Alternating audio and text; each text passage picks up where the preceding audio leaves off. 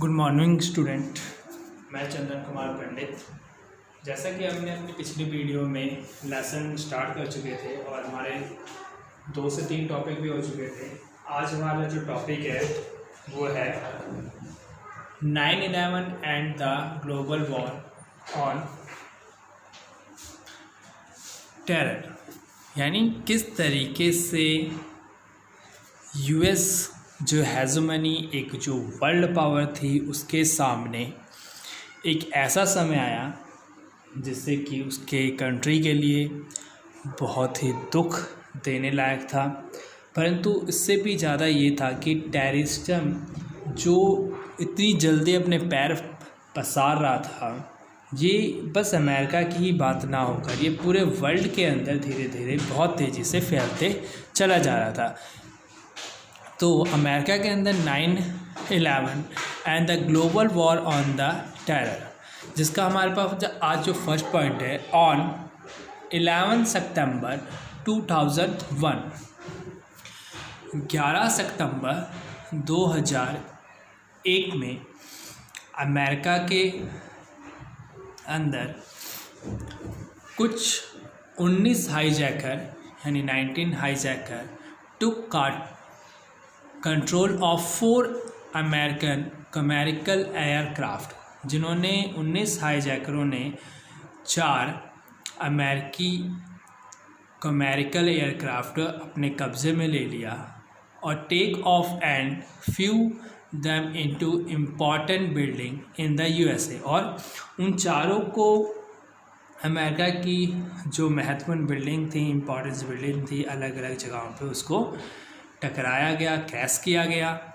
जो first aircraft था crash into the north tower of the world trade centre in New York.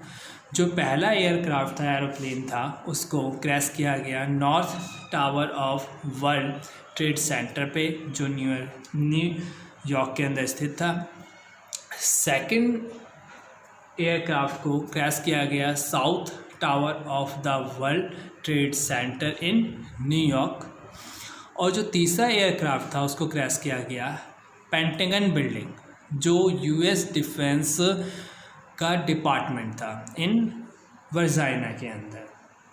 तो पहले को, दूसरे को या तीसरे को जो डिफेंस जो बिल्डिंग थी अमेरिका की, जो सबसे इम्पॉर्टेंट बिल्डिंग मानी जाती थी, उसके ऊपर टकराने की कोशिश करी गई और वहाँ पे उनको नुकसान पहुँचाने की कोशिश करी गई। देन फोर्थ जो एयरक्राफ्ट था उसको अमेरिका के कैपिटल बिल्डिंग, जो यूएस कांग्रेस के नाम से जाना जाता था, जो पार्लियामेंट के नाम से जानी जाती थी, जो यूएस की कांग्रेस की बिल्डिंग थी, उसके ऊपर क्रैश किए जाना था।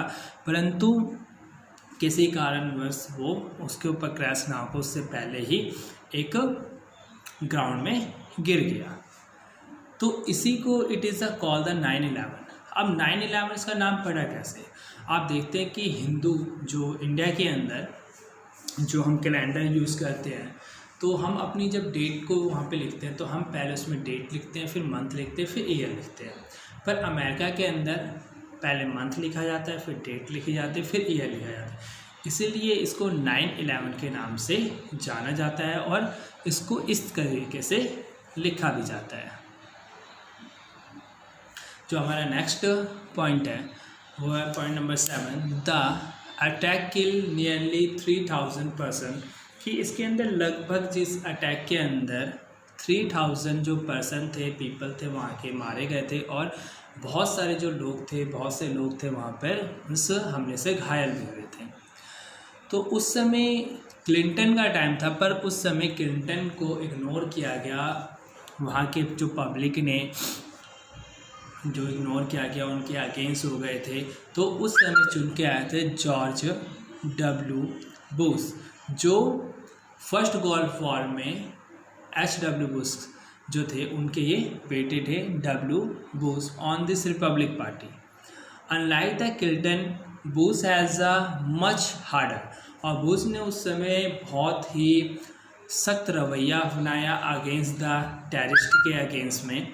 और उन्होंने एक ऑपरेशन लॉन्च किया जिसका नाम था operation enduring freedom against the al Qaeda and the Taliban region in Afghanistan. तो उनका जो रवैया था बहुत ही रूखा था, हार्ड था, इसलिए टेररिज्म के अगेंस्ट में। जो हमारा 9 टॉपिक है the use force made the arrest. तो उन्होंने यूएस ने उस समय अपनी बहुत सारी जो पावर है वो लगाया और पूरे वर्ल्ड के अंदर बहुत सारे लोगों को अरेस्ट किया without the knowledge of the government. जो वहाँ की गवर्नमेंट थी उसे भी नहीं पता था कि क्या हो रहा है, और बिना गवर्नमेंट की परमिशन के लोगों को अरेस्ट किया गया ऑल ओवर वर्ल्ड में। Of the person being the arrested and the secret, और ये हर जगह से सीक्रेट रखा गया, इसको सब जगह से छुपाया गया। और जिन लोगों को इन्होंने अरेस्ट किया, क्यूबा में एक जेल है वहाँ पे इनको बंद रखा गया। इसके अंदर यूएन जो है, जो वर्ल्ड ऑर्गेनाइजेशन बनाई गई थी शांति बहाल करने के लिए, उसका भी इसके अंदर कोई किसी भी प्रकार का दखल नहीं था। जिस कारण ये पता चलता है कि अमेरिका ने उस समय 9/11 के घटनाक्रम के बाद बहुत ही हार्ड रवैया अपनाया था कार्रवाई को करने के लिए। Thank you. आई होप आपको ये टॉपिक समझ आया होगा।